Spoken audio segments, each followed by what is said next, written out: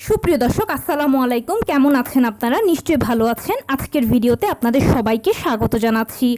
আজকে আমি আপনাদের সাথে খুব ইম্পর্ট্যান্ট একটা টপিক নিয়ে আলোচনা করব, আর সেটা হচ্ছে অ্যামনিওটিক ফ্লুইড বা গর্ভের পানি কম হলে কি কি সমস্যা হবে, কিভাবে ঘরোয়াভাবে সমাধান করবেন, বেশি হলে কি কি সমস্যা হতে পারে সেটার কিভাবে ঘরোয়া সমাধান করবেন। তাহলে চলুন মূল ভিডিওতে যাওয়া যাক। বাই দ্য ওয়ে, মূল ভিডিওতে যাওয়ার আগে একটা কথা বলি, আমি আমার চ্যানেলে pregnancy related, specially normal delivery related অনেক ইম্পর্ট্যান্ট তথ্য ভিডিও আকারে শেয়ার করে থাকি। এই তথ্যগুলো আমার পার্সোনাল এক্সপেরিয়েন্স ও আমার ডক্টরের সাজেশন থেকে নেওয়া। তাই আমার চ্যানেলটিকে যদি একবার আপনারা ভিজিট করেন, তাহলে আপনারা আপনাদের প্রশ্নাতীত মনের অনেক প্রশ্নের উত্তর পেয়ে যেতে পারেন। আমন্ত্রণ জানাবো আমার চ্যানেলটিকে একবার ভিজিট করে দেখার জন্য। এবারে চলুন মূল আলোচনায় যাওয়া যাক। আমি শুরুতেই বলেছি আজকে আলোচনা করব অ্যামনিওটিক ফ্লুইড বা গর্ভের পানি কম থাকলে কি কি অসুবিধা হবে, কিভাবে ঘরোয়াভাবে সেটাকে বাড়াবেন সেটার উপায়, বেশি থাকলে কি কি সমস্যা হতে পারে, ঘরোয়াভাবে কিভাবে সমাধান করবেন সেটার উপায় সম্পর্কে। প্রথমেই বলি, অ্যামনিওটিক ফ্লুইড বা গর্ভের পানি হচ্ছে একটা বাচ্চার জীবন।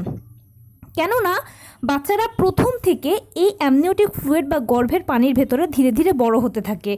এটা তৈরি হয় মায়ের খাবার থেকে। আর সবথেকে বড় কথা হচ্ছে, একটা বাচ্চা যখন প্রথম মায়ের জরায়ুতে স্থাপন হয়, তখন থেকেই কিন্তু আস্তে আস্তে করে তার অ্যামনিওটিক ফ্লুইড বা গর্ভের পানিটা তৈরি হতে শুরু করে দেয়। মা যা যা খান সব কিছুর জলীয় অংশ থেকে, পানি থেকে এই অ্যামনিওটিক ফ্লুইডটা তৈরি হয়। এই ফ্লুইডটা বা গর্ভের পানিটা বাচ্চাকে সকল প্রকার বাহিরের ধুলোবালি, রোগ জীবাণুর হাত থেকে রক্ষা করে। এটা এক কথায় বাচ্চার রক্ষা কবচ। বাচ্চা যত বড় হতে থাকে ততই অ্যামনিওটিক ফ্লুইডের পরিমাণ বাড়তে থাকে। সেই সাথে অল্প অল্প করে বাচ্চারা অ্যামনিওটিক ফ্লুইড কিন্তু গ্রহণ করে। বাচ্চারা এই অ্যামনিওটিক ফ্লুইড গ্রহণ করে, আবার প্রস্রাবের মাধ্যমে এটা ছেড়ে দেয়, আবার সেটা রিসাইকেল হয়ে তারা গ্রহণ করে। এভাবেই করে গর্ভের ভেতরে তারা বেঁচে থাকে। অ্যামনিওটিক ফ্লুইডের লেভেল খুব বেশি বাড়াটাও উচিত নয় এবং খুব বেশি কমাটাও উচিত নয়। এটাকে একটা নির্দিষ্ট লেভেলে রাখতেই হবে।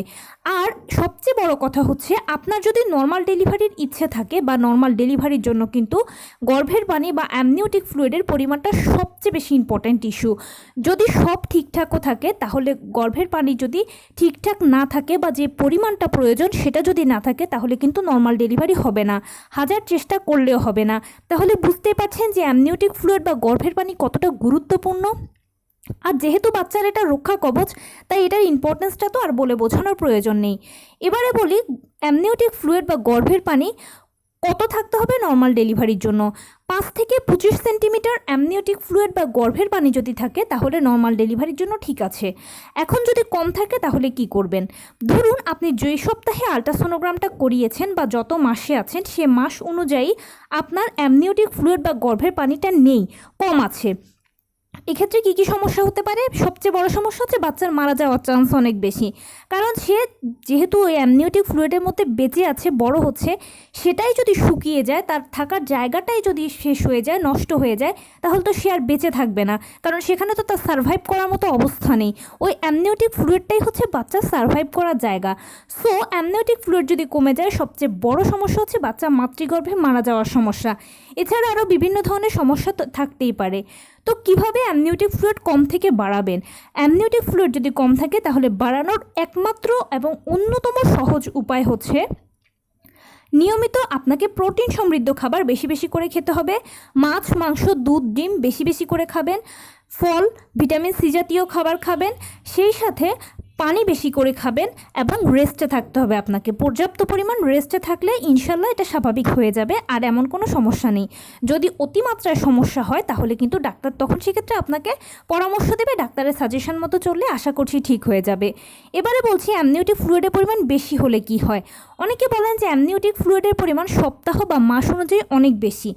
যদি বেশি হয়, তাহলে একটা সমস্যা হচ্ছে সময়ের আগে পানি ভেঙে যেতে পারে। আর সময়ের আগে পানি ভেঙে যাওয়া মানে কিন্তু বাচ্চার মারা যাওয়ার একটা চান্স আছে, অথবা ইমার্জেন্সি সিজার করাতে হবে, অথবা আরও কত সমস্যা হতে পারে। তো বেশি থাকার ফলে যে সমস্যাটা হয়, সবচেয়ে বেশি সমস্যা তো বাচ্চারই হয়, তার মৃত্যু ঝুঁকির হার বেশি থাকে। এখন বেশি কেন হলো এটার উত্তর হচ্ছে, হয়তো মায়ের কোনো শারীরিক সমস্যা বা গর্ভের ভেতর কোনো সমস্যা হচ্ছে বা প্রেগন্যান্সিতে কোনো প্রবলেম হচ্ছে, সেই জন্য হয়তো অ্যামনিওটিক ফ্লুইডের পরিমাণটা বেড়ে গিয়েছে। এক্ষেত্রে কি করবেন? এক্ষেত্রে আপনাকে অতি দ্রুত ডাক্তারের শরণাপন্ন হতে হবে। ডাক্তারের সাথে যোগাযোগ করে দেখবেন কেন কী কারণে হচ্ছে। ডাক্তার বিভিন্ন ধরনের পরীক্ষা নিরীক্ষার মাধ্যমে এটা আইডেন্টিফাই করবেন যে আসলে প্রকৃতপক্ষে কেন এটা বাড়ছে বা কেন এত বেশি হচ্ছে। ডাক্তার তখন আপনাকে উপদেশ দেবেন কি করতে হবে, সে মতে চলবেন। যদি বেশি হয় অ্যামনিওটিক ফ্লুইড তখন কিন্তু সেক্ষেত্রে অবশ্যই আপনাকে ডাক্তারের শরণাপন্ন হতেই হবে, কেননা বিভিন্ন কারণেই বেশি হয়। মায়ের হরমোনের সমস্যা হলে বেশি হয়, বা মায়ের শারীরিক কোনো জটিলতা তৈরি হলে বেশি হয়, বা গর্ভের শিশুর কোনো সমস্যা হলে বেশি হয়, বাচ্চা বিকলাঙ্গ হলে বেশি হয়, ইত্যাদি বিভিন্ন কারণে বেশি হতে পারে। তো ডাক্তার আইডেন্টিফাই করে দেখবেন যে আসলে আপনার এক্স্যাক্ট কী কারণে বাড়তি। আর যদি বাড়ে তাহলে ডাক্তার আপনাকে পরামর্শ দেবে, সে মতে চললেই আশা করছি ঠিক হয়ে যাবে। তো এই ছিল আজকের ভিডিও। কেমন লাগলো বলুন?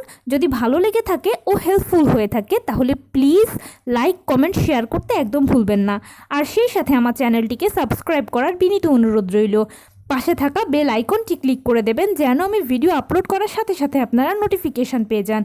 যদি কোনো প্রশ্ন থাকে কমেন্টসে জানাবেন, আমি রিপ্লাই দেব।